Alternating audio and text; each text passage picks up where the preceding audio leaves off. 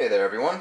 Wanted to make this video because I think it could be a useful visual aid for some of you guys out there who are interested in getting better guitar cables. And the quality of your guitar cables actually matters a lot for mainly two reasons. Number one, high quality guitar cables will last longer, so they're sort of a better investment for the long run, even though they tend to cost a lot more money. And number two, and probably more importantly, they sound better. Your guitar will have a better sound going through a high quality cable than it will going through a low quality cable. And because you can already tell, I'm sure, which one's the high quality one and which one's the low quality one. This is the high quality one, this is the low quality one. Most noticeable difference right off the bat is the thickness of the cords. They're both 3-foot cords, they're the same length, but you can see that this cord is much, much thicker than the one I have next to it, even though they're the same length.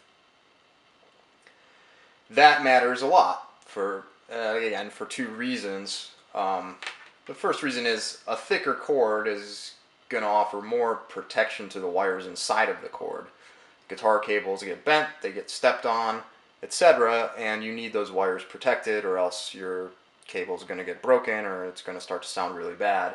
You can see that this thin cheap cord here has lots of, I can't get these kinks out of it because it's literally bent in all these places because it doesn't have good protection. The other reason that thicker is better is because a thicker cable is going to screen out noise better. It's going to have denser insulation, which is going to do a better job of blocking out noise that comes in through the cable. And that, basically, we all know when you plug your guitar in, you turn your amp on, you hear that kind of sound. This is going to minimize that, basically giving you a clearer, cleaner signal. So you're only hearing the guitar and not a bunch of nasty frequencies and so forth. Another difference between these cables, and first I'll talk about the cost for a second here.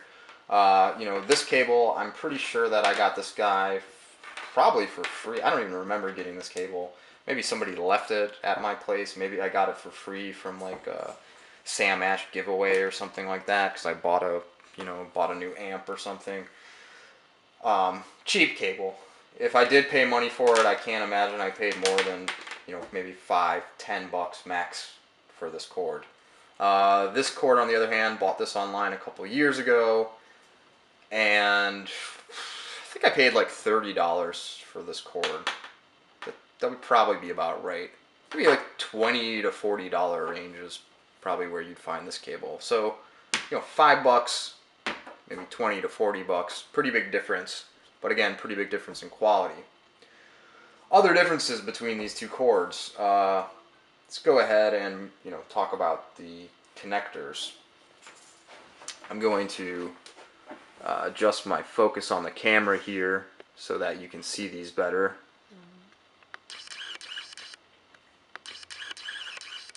There we go.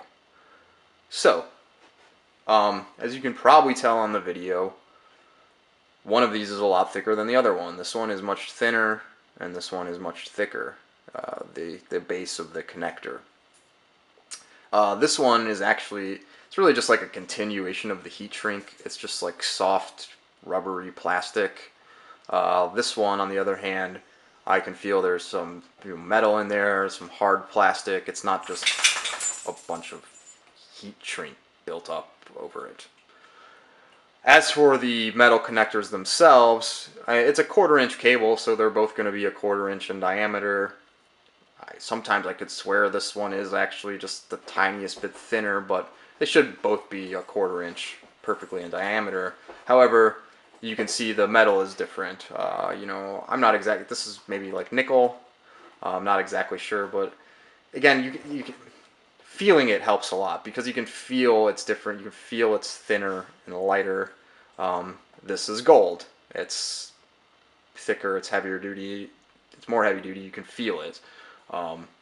Gold is also a better conductor. Now, some people debate whether or not that actually makes a difference when you're plugging into a guitar or an amp that doesn't also have a gold input, but I think the general consensus is gold usually produces a better, a better conducted signal.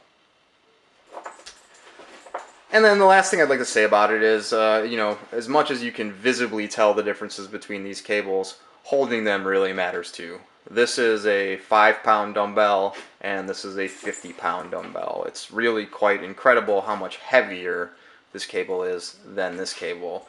And, that's something that can trick a lot of players. You might feel this nice light cable and think like, oh, well, I want a nice thin light cable.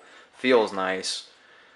I don't want this big bulky heavy thing. But you're really doing yourself and the sound of your guitar a disservice by going for the, nice light cable. You really want the thick, heavy cable. So that's pretty much it in a nutshell. If you want to read a little more about this, I have an article on my website that you can check out. But that, in general, 9 times out of 10, that's going to be how everything I just pointed out here is how you're going to spot the difference between a good guitar cable and a bad guitar cable.